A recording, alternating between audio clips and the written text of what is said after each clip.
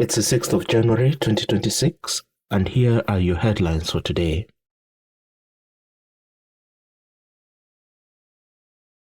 Day 4 of the post-Maduro era, and the scene in a New York courtroom today was anything but a slam dunk for the US government. Nicolas Maduro, shackled and wearing a New York prison tracksuit, pleaded not guilty to narco-terrorism and weapons charges. But here is where it gets legally messy. Maduro officially declared himself a prisoner of war, claiming he was kidnapped from his home in Caracas. Legal analysts are already pointing out that this won't be the smooth trial the Trump administration expected. Maduro's defense is leaning heavily on sovereign immunity, arguing that a sitting head of state cannot be abducted and tried in a domestic US court. While the US doesn't recognize him as a legitimate leader, the UN does, and this is setting up a monumental legal battle that could drag on for years.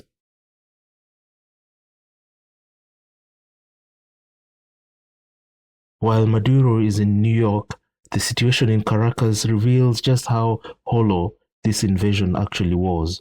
Despite the quick military strike, the same regime is still largely in place. Vice President Delcy Rodríguez was sworn in as acting president yesterday. Initially defiant, she has already begun a delicate dance, toning down her rhetoric to invite cooperation with Washington while the military remains loyal to her. Trump is now in a bind.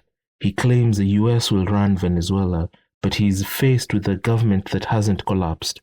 He is left with two choices: appoint his own governor, potentially the Secretary of State, or bully Rodríguez into submission. As the Financial Times notes, for investors, this is all about the money and oil, but for the people on the ground, the liberation has left the same old faces in power.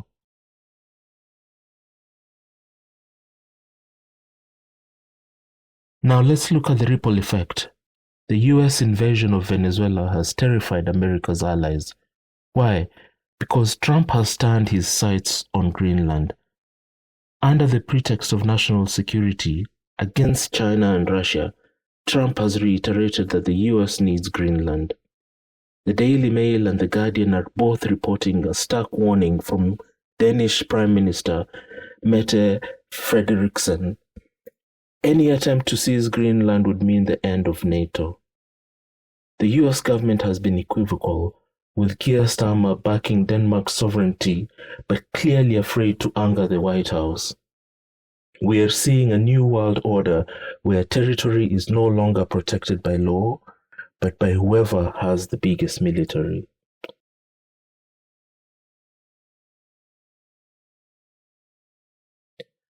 Back home, two stories you can't miss. First, for anyone over 70, the honor system for driving is ending.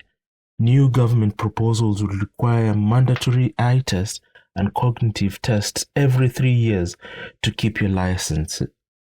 It is the biggest safety overhaul since 2006, aimed at reducing road deaths, but it's already sparking a massive backlash from pensioners who fear losing their independence. And finally, the sports pages are in meltdown. Ruben Amorim has been sacked by Manchester United after just 14 months. The Daily Star went with the brutal "Man Baby United" headline, while the Daily Express made a truly strained link between Trump's winner mentality and Amorim's failure. Notably, the Express remains the only paper refusing to criticize Trump's actions abroad, staying firmly in the pro-Trump camp while everyone else asks who's next.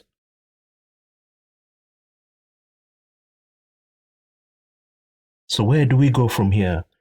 We have a prisoner of war in a New York court, a hollowed-out regime still standing in Caracas, and a growing shadow over Greenland that could dismantle NATO as we know it. The rules of the game have clearly changed, whether it's the legal status of a president or the rights of a driver over 70. The theme of 2026 is uncertainty. But I want to hear from you. Do you think Maduro's prisoner of war defense will actually hold up in court? And how concerned are you that the Venezuela playbook is already being adapted for Greenland? Drop your comments below and leave a like and subscribe